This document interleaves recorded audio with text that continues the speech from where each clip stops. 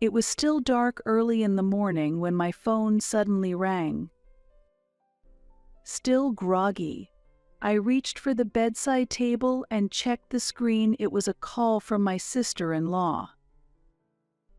I looked at the clock. It was 6:30 a.m. What could it be so early in the morning?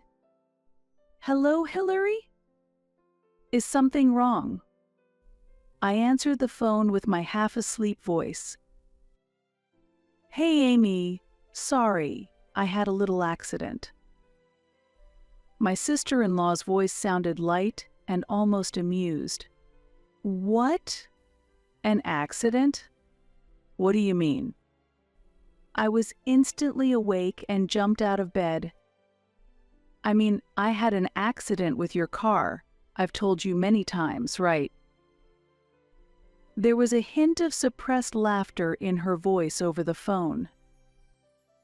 I was confused.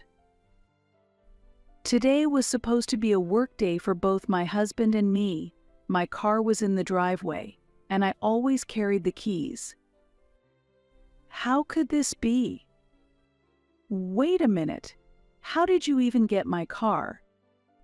Before I could finish, she let out a laugh. "Sorry for the accident. But it wasn't on purpose, so you'll forgive me, right?" I was at a loss for words, unable to accept this reality, and my mind went blank. My name is Amy.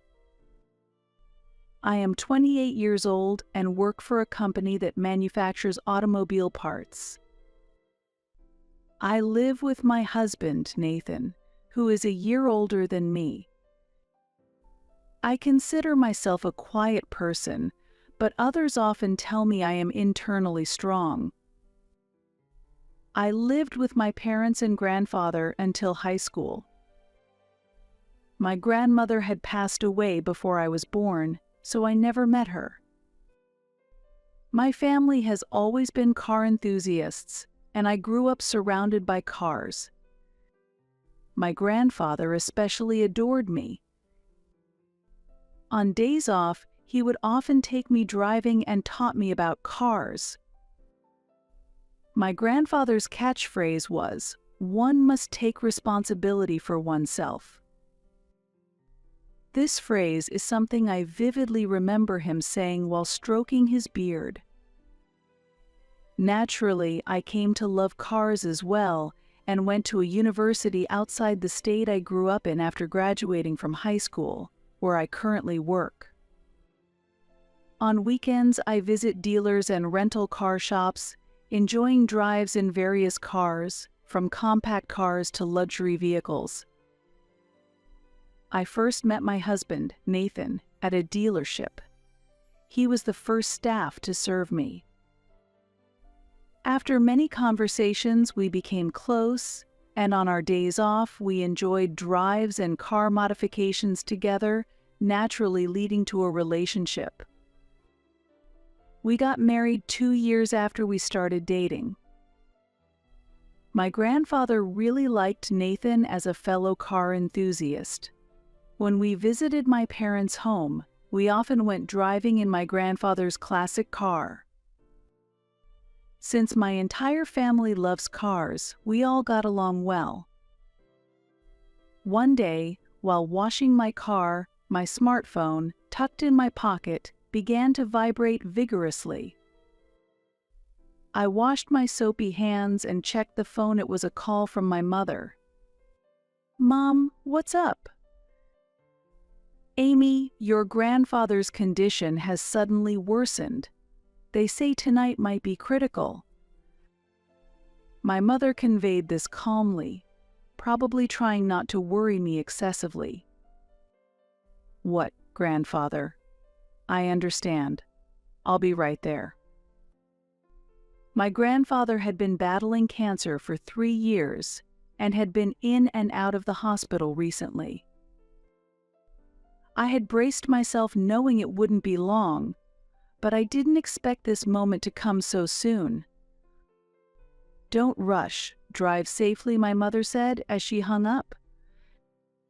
Since Nathan was at work, I contacted him and then headed to the hospital alone.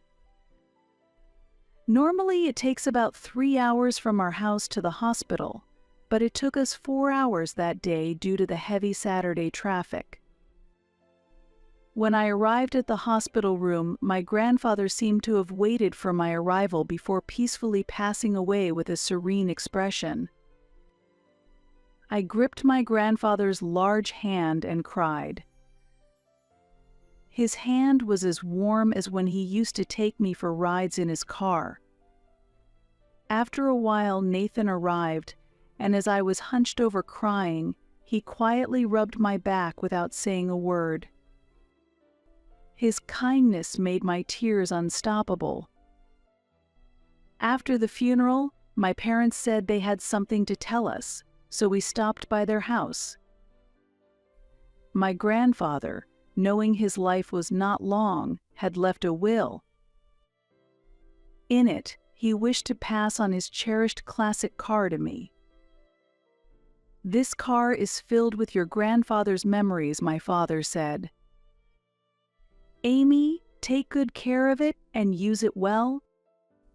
I took over the car, maintaining and replacing its parts when necessary, and cherished it on weekends. Every time I drove the car, I could vividly recall my memories with my grandfather. About a year after my grandfather's funeral, we visited my parents' home again for a meeting with my in-laws. My sister-in-law, Hillary, is 2 years younger than me, at 26, and currently lives with her parents. She is tall, slim, and flashy. After the meeting, as we headed to the parking lot, my sister-in-law asked, "Is this your car?" I told her about inheriting it from my grandfather. "I see. But that car doesn't really suit you," Hillary remarked dismissively. My husband was chatting some distance away, so he didn't hear this conversation. I felt a twinge of annoyance inside, but since it was a celebration, I didn't want to cause a scene, so I held back my words. Hillary had always looked down on me and said mean things when my husband or his parents weren't around. However, she usually pretends to be nice on the surface, so the rest of the family hasn't noticed. The next Saturday after the meeting, I was vacuuming at home when the doorbell rang. Thinking it was a courier, I opened the door only to find Hillary standing there. "Hi, Amy. I just came to visit." Hillary." I was surprised by the sudden visit. Normally, you'd expect someone to call ahead of time, right? "Hope you don't mind if I come in," she said, and walked into the house as if it were her own, sitting on the living room sofa with her legs crossed. Unable to refuse, I decided to serve her some coffee. "Hey, I'd love to take your car for a drive," Hillary said. I understand her desire to drive the classic car since she likes cars too, but I wish she would have contacted me beforehand. My husband was at the dealership working again that day, and he usually works on weekends, so our days off rarely coincide. Since I had some free time, I took Hillary for a drive for about an hour. That was so much fun. I want a car like this too. Let me drive next time. Hillary seemed satisfied as she left. However, after that, she began visiting my house every time she had a day off. The doorbell rang in the quiet house. Could she be here again? "Amy, if you only drive the car on days off, why not give it to me?" Hillary started asking me to give her the car every time she visited. "I've told you many times that car is my grandfather's keepsake. I can't just give it away." I keep refusing, saying the car is a cherished memento from my grandfather, but Hillary shows no signs of giving up. Don't be like that. Then give it to me as a wedding gift. We're family, so it shouldn't matter who uses it, right? Lately, she's been saying she wants the car as a wedding gift. When I asked why she was so fixated on this car, she explained that a rival at work drives a luxury car, and she wanted something to compete with that. Hillary, being a car enthusiast, knew that this classic car was trading at high prices in the current market, so she thought it would be perfect to compete with her rival. For that reason, I refused even more strongly. Why won't you give it to me? It's just going to waste with you. Her obsession grew stronger over time, and I started carrying the car keys with me at all times as a security measure. Feeling that it was difficult to resolve this issue by myself, I consulted my husband and his parents, asking them to persuade her to give up on the car. After that, Hillary stopped coming to our house, and just when I thought I could relax, that incident occurred. I rushed to Hillary's location in a panic. There, my car was a wreck, having collided with a telephone pole. I always carried the keys, so how could this have happened? Fortunately, there were no injuries, including Hillary, but the bumper was completely destroyed, and there were marks on the door as if it had been hit with something hard. Could Hillary have hit it? Because the car was old, repairs would be expensive, and many parts that are no longer manufactured would make it essentially a total loss. As I stood there in shock, Hillary looked at me with a smirk. Sorry. It wasn't on purpose. Keep it a secret from my brother and our parents. We're family, so you'll forgive me, right? She showed no sign of remorse, rather. She seemed to enjoy my reaction. All right, I won't tell Nathan and the others, but how did you get my car keys, Hillary? I secretly switched them when I visited your house during Easter. My husband and I, wanting to show our appreciation, invite his parents every Easter for delicious food and drinks, and they stay at our house. This year, Hillary came too, and I couldn't just send her back alone, so she stayed, but it seems she switched the keys while I was in the bath. I never imagined Hillary would do something like this. It's your fault, Amy. I've been saying I wanted that car for so long, but you never gave it to me. Even my brother and dad scolded me for coveting someone else's property. I could have used that car more effectively. Hillary deliberately caused an accident knowing she couldn't have the car. It's unbelievable that someone would take and destroy someone else's precious possession. I was shaking with anger, clenching my fists tightly. Seeing my reaction, Hillary said with a smile, but it's also your fault for not noticing the keys were switched. This is a family matter, so let's call it a draw. Keep it a secret from the family. As Hillary walked away satisfied, I murmured softly, "Keep it within the family, huh?" After confirming she was gone, I immediately called the police. I took photos of the accident scene from all angles while waiting for the police and explained to the arriving officer that my car had been taken without permission and involved in an accident. I also had them confirm the marks of violence left on the car after the accident, and it was deemed malicious, so I filed a victim report. After returning home, I submitted a claim to the insurance company with the photos I had taken. Still seething with anger, I approached dinner time. It was quite sudden, but I ended up going to my in-laws' house and having a meal with my sister-in-law Hillary, my husband Nathan, and their parents. Hillary seemed anxious that I might bring up the car issue, but outwardly she was proceeding with meal preparations as usual. Then she even sported a disdainful smile. During the dinner preparations, the in-laws' landline phone suddenly rang. "Yes, hello," my mother-in-law hurried to answer it and then exclaimed in surprise, "What?"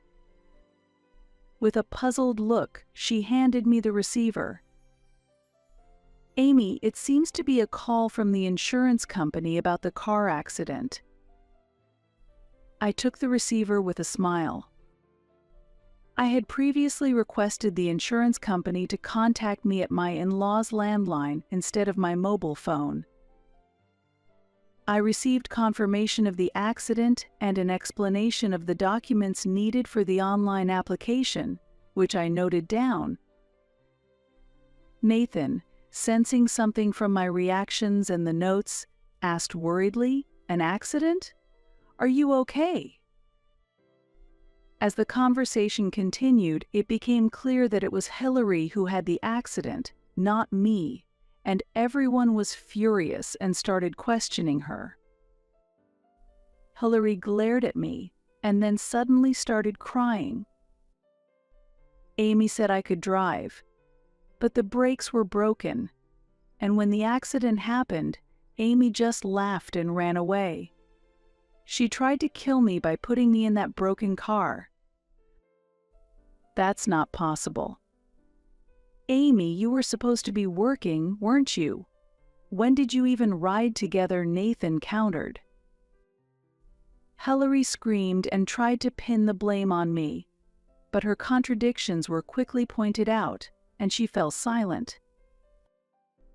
As soon as I glanced at the clock and looked back at Hillary, the landline rang again. I answered the phone and handed her the receiver saying, "It seems to be for you." The moment Hillary fearfully took the receiver, her face went pale. "Who is it?" my mother-in-law asked, but Hillary looked away without answering. Unable to bear it any longer, my father-in-law took the receiver and, after listening, exclaimed, "The police." "Hillary, the police say they need to speak to you at the station about the accident. What's going on?" My usually calm father-in-law was struggling to contain his anger as he questioned her, and Hillary started trembling in fear.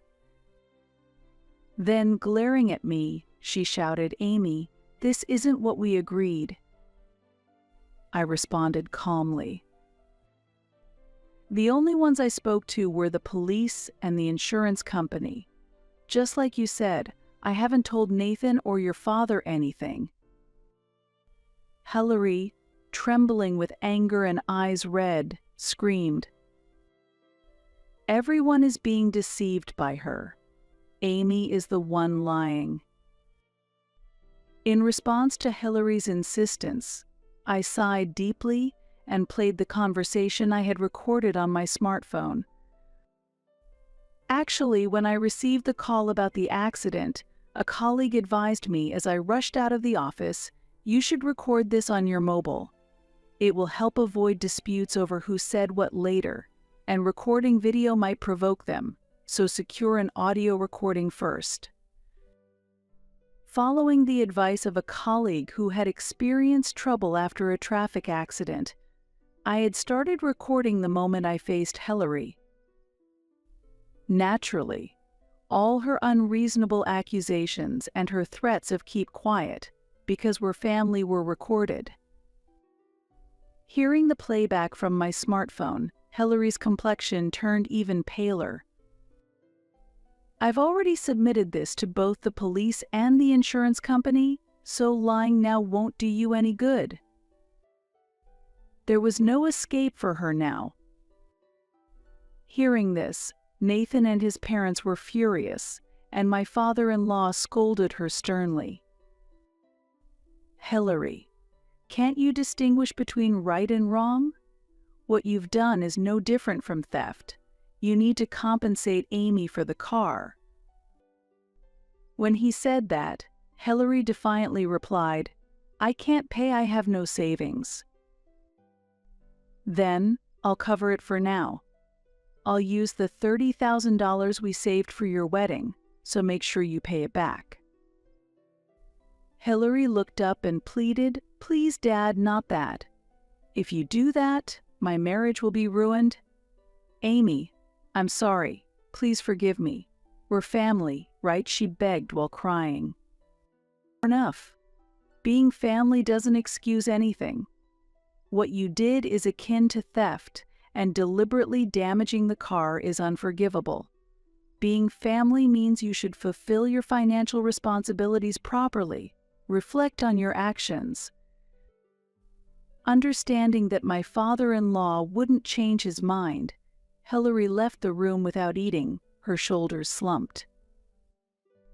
My parents-in-law and Nathan apologized to me repeatedly on behalf of Hillary, since the car that was a cherished memento of my grandfather was destroyed. Accepting the money, I decided to withdraw the complaint. I received the $30,000 from them immediately, but it still wasn't enough to cover the car repair costs. Unable to afford any further expenses, I reluctantly decided to let go of the car. "Grandpa, I'm sorry," I whispered, as I watched the car being towed away. Later, while relaxing in the living room, the doorbell rang unexpectedly. Opening the door, I saw Hillary standing there, pale and frightened. Despite my wariness, she apologized at the entrance. "Amy, I'm really sorry about the car." Surprised and mindful of the neighbors, I invited Hillary inside. I let her sit on the living room sofa and listen to her story. According to Hillary, misfortunes had followed one after another since the day she destroyed my car. The funds for her wedding were gone, and when she discussed it with her fiancé, he broke off the engagement saying, "If you don't have savings, we can't get married," and he quickly married the woman Hillary had considered a rival. Moreover, they sent her an invitation to their wedding, and at work, she was either treated like an outcast or mocked. Despite her efforts to outperform her former fiancé and his new wife at work, she faced continuous issues like her alarm clock malfunctioning on important days, leading to her arriving late for a crucial meeting with a client, which resulted in her bonus being halved. Although Hillary had faced one misfortune after another in her attempts at new relationships, from being mistakenly accused by a woman of being a man's mistress to finding out that a man who approached her at a mixer was actually married, she wondered if this was all a curse from my grandfather.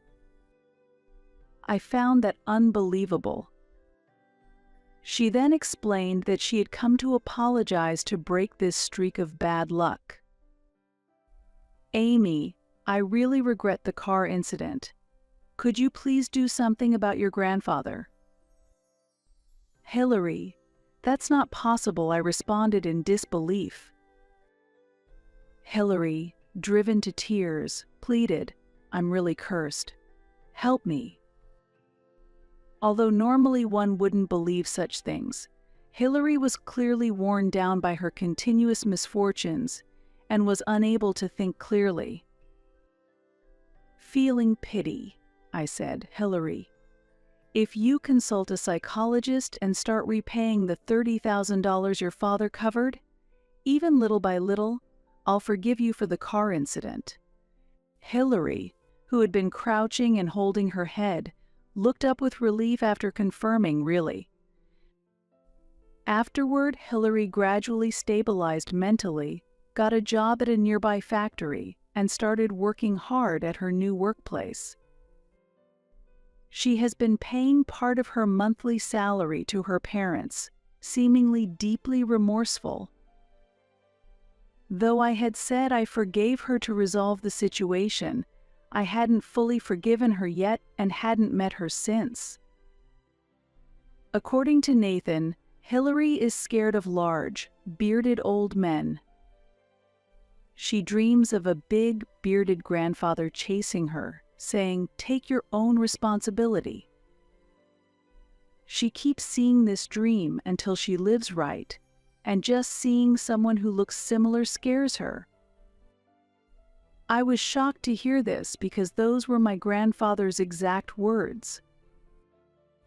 My grandfather, who was tall and bearded, often said, "Take your own responsibility," and Hillary had never met him.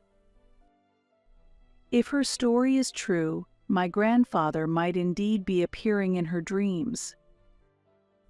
Rather than hoping he would haunt her, I wished for his peace and quietly muttered to myself, "Grandpa, I'm okay now." Thanks to him, Hillary seemed to have changed for the better and started living a responsible life. This might lead to a good familial relationship in the future. 6 months later, Hillary contacted me. "Amy, do you have a moment? I stopped having those dreams about that bearded old man." Her voice was bright and lacked the forcefulness and arrogance of before. "That's great." "Yes, but it's strange. In the last dream he smiled and said, 'You've done well, all is well now,' and he hasn't appeared since then." I gasped in surprise. Those were the kind of words he would say. "Amy, I really want to change. I never want to hurt anyone again. So if it's okay with you, could we visit his grave together? I want to apologize properly to him." Hillary's voice was devoid of her previous arrogance, and she looked genuinely remorseful. I thought for a moment and then agreed, "Okay, let's go together this Sunday." That day, we stood before my grandfather's grave. Hillary apologized deeply and maintained a long silence. "Grandpa, I'm truly sorry. Thank you." Tears were welling up in Hillary's eyes. I too joined my hands quietly and spoke to my grandfather in my heart, "Thank you, Grandpa. We're getting by all right." On the way back from the grave visit, Hillary spoke to me.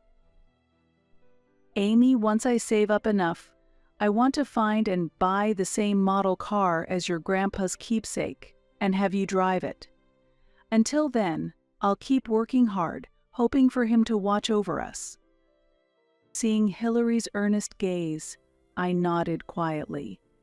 "Thank you, Hillary. I'm sure my grandpa would be happy." As we looked out the car window, I reflected. People can change. Sometimes, mysterious forces help facilitate that change. While we no longer have my grandfather's precious car, we have regained our family bond, which might be what he wanted the most. Our journey ahead is long, but now we have the strength and hope to walk through it, believing that somewhere, my grandfather is watching over us. I'm Anna, and together with my husband Eddie and our adorable daughter, we're a family of 3. We've been married for 7 years, and I am currently a full-time housewife.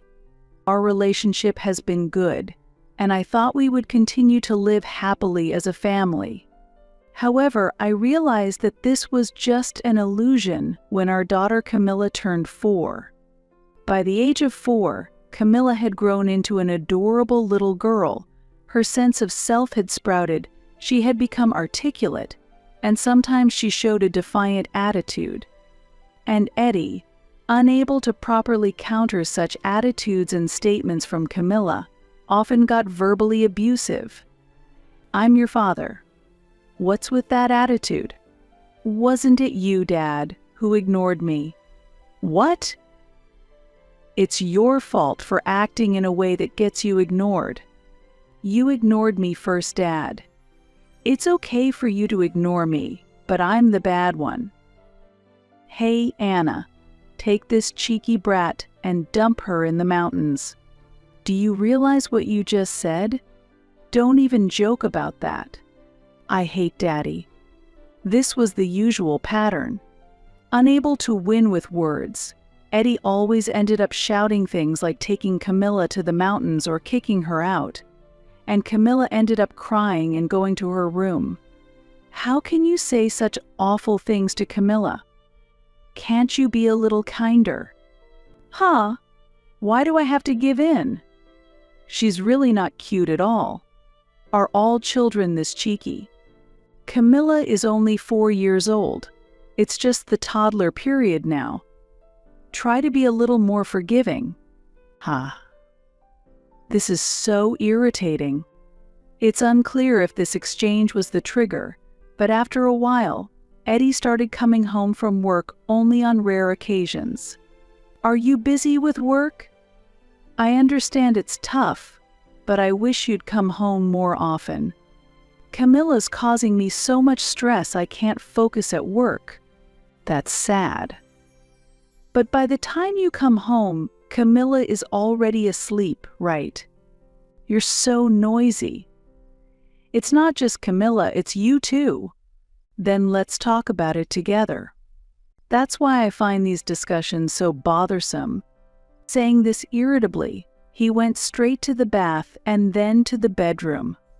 The situation continued unchanged, with him staying away 3 nights a week. Thinking that this could not continue, I told Eddie again that we needed to talk. You really are troublesome. How many times do I have to say it's pointless? Don't you get it? It's your attitude that makes me not want to come home. Can't even rest when I'm tired.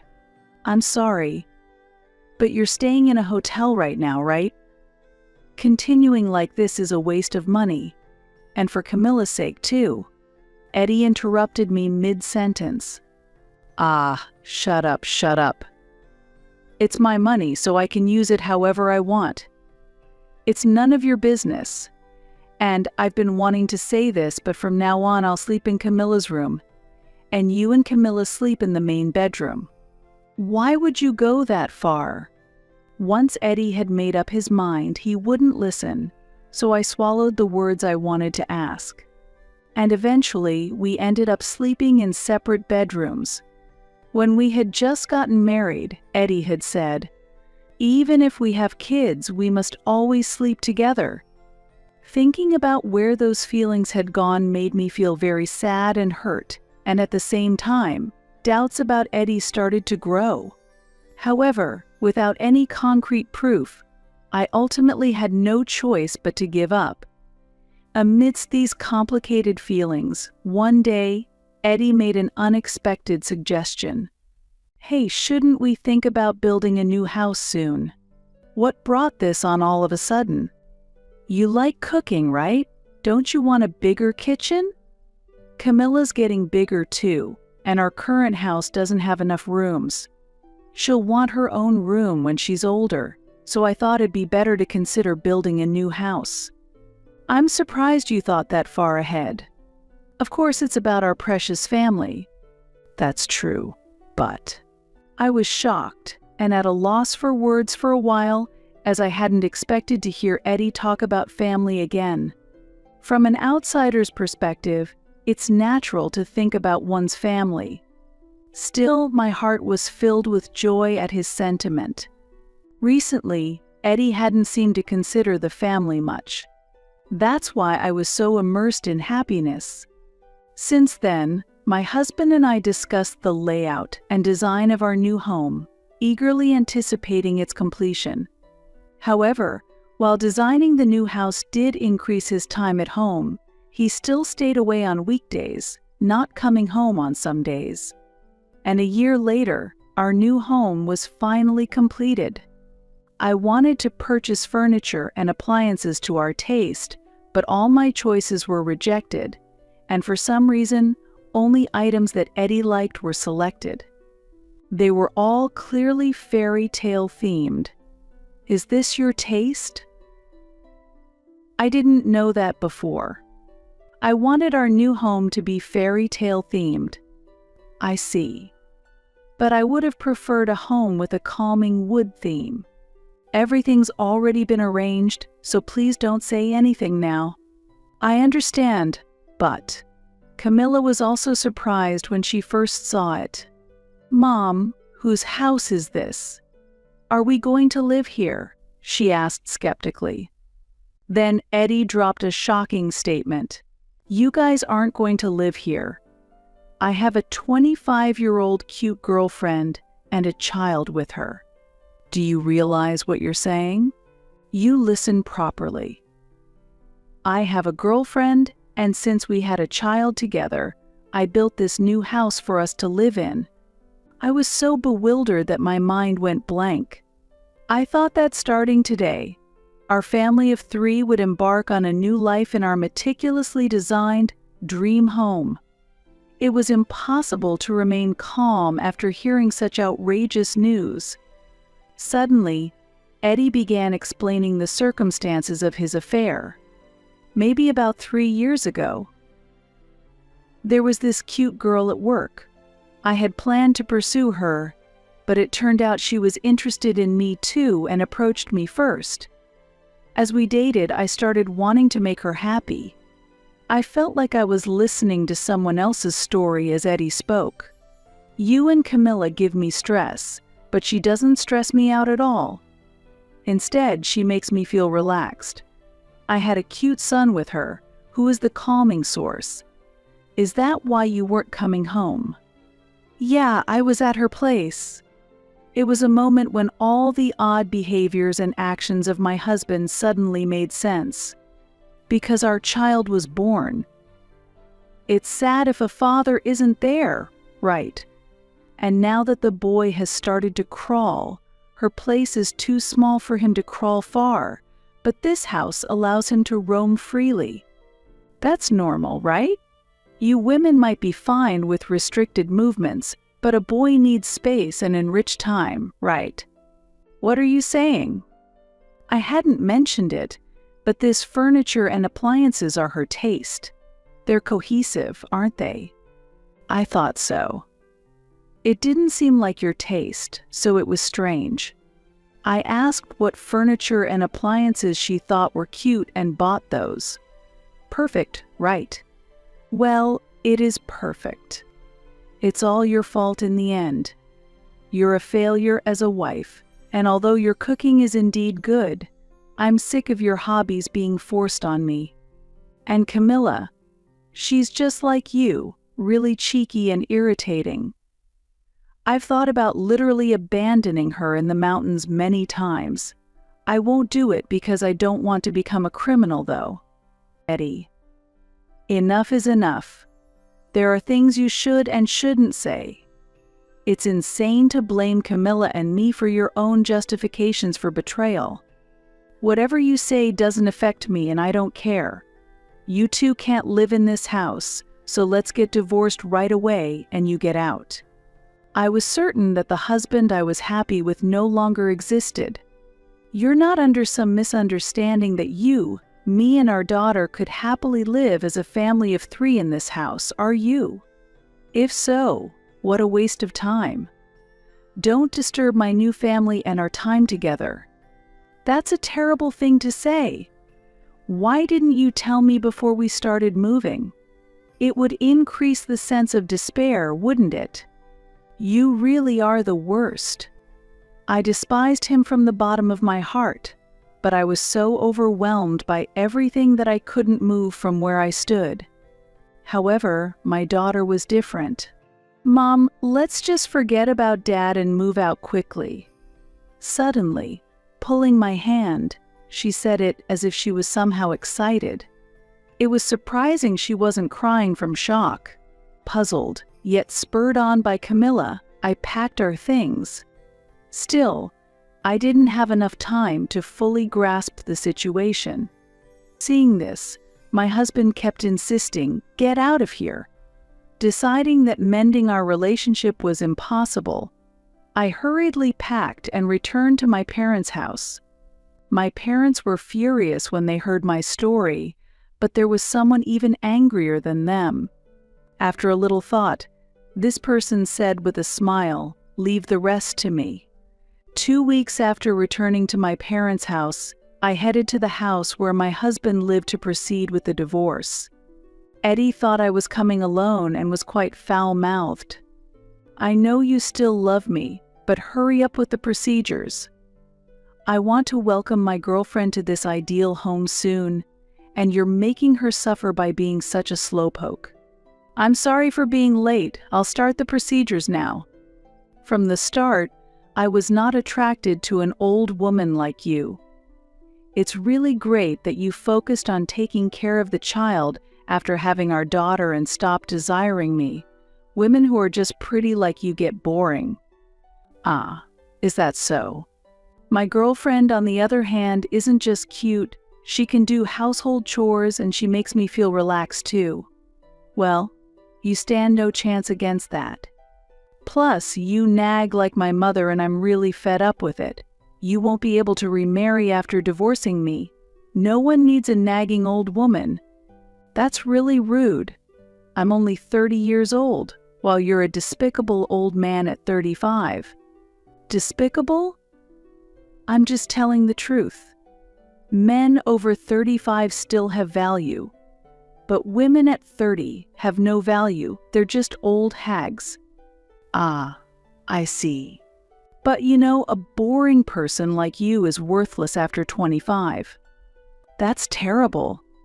Enough, right? It's exhausting even talking. I've had my best years with you, but now since I'm done with you, I can toss you out like the garbage you are without a second thought." Eddie, who kept insulting me at length, really was a despicable person. I no longer felt love for him, but the damage from his verbal abuse made me feel nauseous. At that moment, the doorbell rang. Since I left the door unlocked, the person hurried inside. I could see a long foreign car arriving. "Anna, are you okay?" "Thank you, I'm fine." "You little. I can't believe you were having an affair with such an old man." "What? That's what it looks like. Someone shows up in a fancy car to check on you. It's as if you're announcing you're having an affair. You first sign the divorce papers. And don't forget about the child support, property division, and the resignation." The person stood up and said this to Eddie. "Why should I listen to some old man? I'm the one who initiated the divorce, so of course I'll sign it." Eddie quickly retorted, and then continued to belittle us.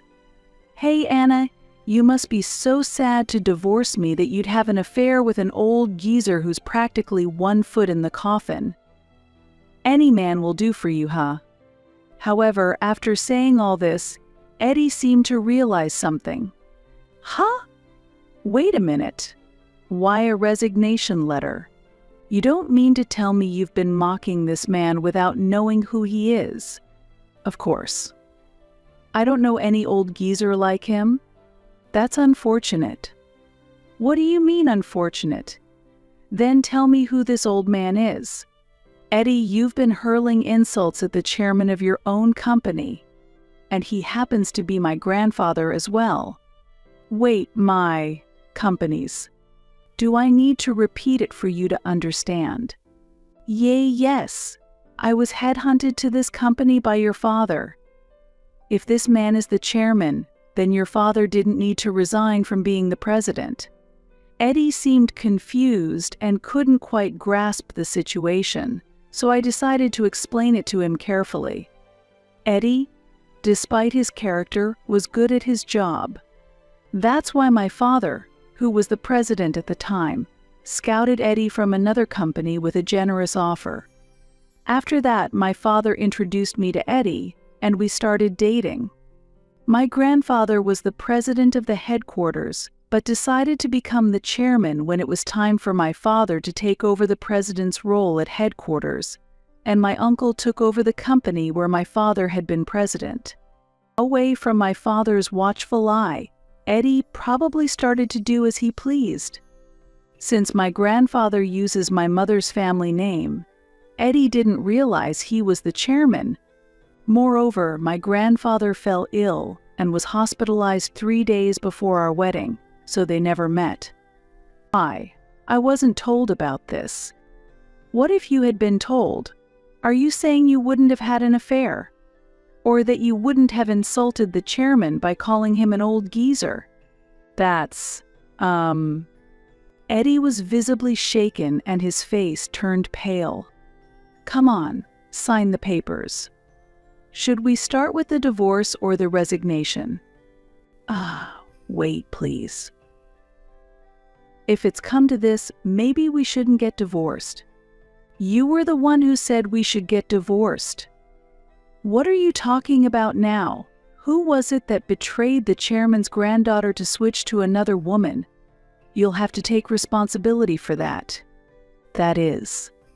Perhaps imagining what was about to happen to him, his hand trembled as he tried to sign, but his feelings resisted and he couldn't move the pen easily. It was expected. Despite the prospect of a new life with his girlfriend and child, he was about to be fired from a well-compensated company. There's no guarantee that his next job will offer the same treatment. It's understandable that he would resist. I glanced at the clock and told Eddie, "Your beloved wife will be here in a few minutes. You better sign the papers quickly, or you'll embarrass yourself in front of her." What? You called Greta too? Of course. It's not just your problem. Right on time, the sound of the front door opening echoed. "I'm home, where are you, Eddie? Hello there?" "Oh, I'm sorry, I made a mistake." "No mistake at all. Please come in." Greta was indeed cute, a fairy tale-like woman perfectly suited for this house. And in her arms, a small child was sleeping peacefully. "Did you know that your husband was married to me when you started an affair with him?" Yes, I knew, but it's not my fault." "I can understand why you would want to say that." "Then, please forgive me." "There's no way I can forgive you." "Now, let's go inside. Eddie is waiting for us." As we walked into the room together, we saw Eddie with his shoulders slumped, surrounded by a multitude of documents. "What are all these?"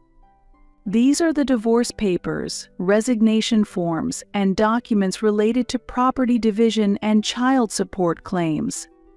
"Are you going to claim property division from me too?" "Since you're going to marry Eddie, it's natural that you would share responsibilities as a couple. Also, there's something else I need to tell you." "What is it?" "You've been working as a cabaret girl on the side without telling the company, haven't you?" I don't know, was I? I had someone look into Greta. That's when I found out that the circumstances under which she and Eddie became involved were despicable." "Are you being serious?" "You favored a girl at the club you frequented, and that girl was Greta. One day, you coincidentally saw her at the company and realized it was her. Then you forced a relationship on her in exchange for keeping her secret. Truly despicable. That's absolutely unacceptable. It's disgusting." "So Greta, I understand why you would want to say it's not your fault. You dated him reluctantly just to keep him quiet. But in the end, didn't you willingly continue the relationship? You even had a child and built a house to your liking." "No, that's not true. It was all forced. Either way, I've looked into your reputation at the company. You're known for slacking and making many mistakes. You researched that much. My grandfather is the chairman of yours and Eddie's company. So when I asked around a little, I found out you can be fired due to company policy." "Fired? No way. This old man can't really be the chairman. It's unfortunate that my face isn't more recognized here." But as my granddaughter said, our company prohibits side hustles. Especially if it interferes with your primary job, we have no choice but to terminate you. Such is life. Hey, you there, make up your mind and sign now. If you really want to stay at the company, that's fine, but forget about any promotions. You were treated well, but of course that's no longer the case. If you agree to work under these conditions, sign the divorce papers next. Okay, I understand. It seemed he had finally made up his mind as he signed all the documents. Then my grandfather happily received the papers. Great. Anna, now you can finally get divorced. You can go to the apartment I've arranged for you and Camilla. The moving process should already be finished. Grandpa, thank you. What do you mean? When you drove Anna and Camilla out, wasn't Camilla positive about moving? Indeed. She didn't complain and left quite easily. Right? When a cute great-granddaughter asks her great-grandfather for help because she and her mom are in trouble, of course he's going to do his best. That's why I decided to arrange a top-notch apartment for the two of them. Oh, and you might struggle with money from now on, but you don't need to worry about Anna and Camilla. With my assets, they won't face any hardships. Good luck and a happy life to you too. Saying that, I left the scene with my grandfather. Let's go, Anna. Yes. Goodbye then. I wish you happiness. I heard Eddie trying to stop me from behind, but I ignored his voice. His voice gradually seemed to turn into words blaming Greta.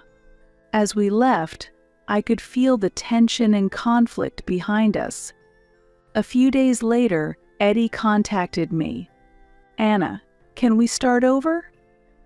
I miss you and Camilla. Huh? Don't say such convenient things. You said you didn't want us, remember? And what about her? I ended up not remarrying her and we broke up. After getting fired, I couldn't afford the mortgage anymore, so I sold the house. Now, I'm using the money from the sale to pay off the loan, but I don't know how long I can keep up this lifestyle. Greta betrayed me. So that was the extent of your relationship with her. That's why I want to get back together with you. That way my life can go back to the way it was, right? I could get my job back and even live in a top-notch apartment. And considering Camilla, isn't it inconvenient to have only one parent? It's not inconvenient at all. We have Grandpa, you know. And aren't you embarrassed to suddenly start groveling after all this? Did you fall on your head? People make mistakes and have lapses in judgment, don't they? Your actions were more than just a lapse in judgment. You built a house for your lover, furnished it according to her taste, and kicked out your wife and daughter. You think that's just a minor error? That's incredibly irresponsible. Well, I used to respect you for your work, but after my father stepped down, you didn't work properly and just flirted with female employees. It's really embarrassing. That's why I'm truly glad we got divorced. Oh, and by the way, my father said that sooner or later you and Greta were both going to be fired anyway. What's all this about? Apparently you two were quite the topic of gossip in the company. Many people knew that Greta's child was yours, and the word spread up to the upper management. Even though you were treated specially because you were related to the president, almost everyone thought it was unacceptable, and the company decided you needed to be punished. That's absurd. I never want to deal with you again. So please don't contact me ever again. Please don't say that. We've been together for 12 years, right? You must have forgotten how much you loved me. Please remember, I'm begging you. How despicable. Both Camilla and I can't take it anymore. And my whole family, we all hate you. I'm cutting you out of my life, goodbye. After saying that, I hung up the phone and immediately blocked him. Later, when I told Grandpa about the call, he summoned the whole family for a severe reprimand. Anna got hurt like this because you all didn't manage your employees properly, am I right? That's not true, Grandpa. Then why did it come to this? My father and my uncle, who were the current presidents, were looking down, reflecting on their actions. Grandpa, with a look of realization, began to say something quite astonishing. Up until now, I've left everything to you, but after seeing how hurt Anna has been and reevaluating our company, I've discovered many complaints from the employees. Dad and the others, anticipating what Grandpa would say next, listened with a solemn demeanor. Therefore, I want you to continue leading the company as its president. I've decided to return to the company to support and manage the staff. And another thing, don't ever introduce another man to Anna and Camilla again. If it comes to men, I have the best judgment, so if necessary, I'll handle the introductions. The entire family, surprised, looked up and alternated glances between Grandpa and me. Grandpa, that's really not necessary. I felt a bit embarrassed and tried to protest, but Grandpa seemed quite determined. One day, I accidentally answered a call from an unknown number. It was Eddie, who sounded unwell. Please, help me. Who is this? It's me, Eddie. Why are you calling from a different number? And what's with your voice? It's so raspy, I didn't recognize it. Greta. She came back. Well, that's wonderful. After breaking up with Eddie, Greta had left their child with her parents and returned to work at the club. However, she hadn't contributed any money to her parents and spent all her income on herself, which infuriated them. They kicked out Greta and the child, and unable to continue her nightlife, she had returned to Eddie. Eddie, heartbroken and lacking any companionship, had easily taken them back. It's far from wonderful. I work all day to save money, and she just takes it all. I can't even pay for rent or the kids' school supplies, so I have to earn extra by doing side jobs. Cough. Greta's spending habits were extravagant due to her time as a cabaret girl. She had been using all his salary on frivolities, so Eddie was forced to work day and night to support his family, but the strain had taken a toll, and he had fallen ill and was bedridden. Why don't you leave her if it's so hard? She just wants me to work as long as I can work. When I tell her that I can't afford what our son needs for daycare, she just says if you don't have money, you should work more and disappears. Greta doesn't work at all. That sounds tough.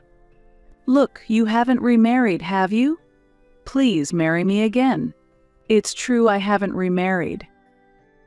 But like I said before, I never want anything to do with you again. Why not? When I'm struggling like this. So what? You're just reaping what you sowed, aren't you? I know I've been reflecting on my actions, but can't you give me another chance? A chance? It's disgusting that you would even ask. It's all your own doing. Please, I'm asking you, leave me and my family alone. This is really goodbye this time. I hung up the phone abruptly. Afterwards, Eddie continued to contact me and had monologues about his situation in messages. I'm too sick to work and have to stay home. Yet Greta left our son and walked out. Life with my son is hard. He's picking up her traits and mocks me, and there are endless troubles at daycare. I've become so lost that I went back to my parents' house. But because I betrayed you and I'm raising a child from my affair, I'm treated like I don't exist there. It's a relief that they still care for my son, because it's not his fault, but I'm really at my limit. I didn't respond, but it was clear he was having a difficult time.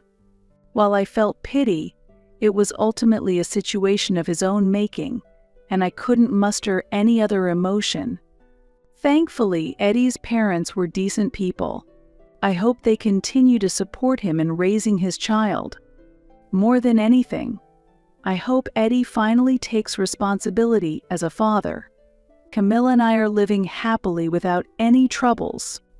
Lately, she has been cheerfully saying, "I'll find someone nice for Mom." Thank you. But I'm fine. Do you want a dad, Camilla? No, that's not it. I just want Mom to be really happy. Mom is truly happy just seeing you healthy, enjoying school, spending time with people you love, and watching you grow, Camilla. Then it's the same for me, Camilla said, her face lighting up with joy, yet with a hint of shyness. With my kind and lovely daughter by my side, I know we'll always be together. I'm committed to nurturing her with care until the day she's ready to set out on her own.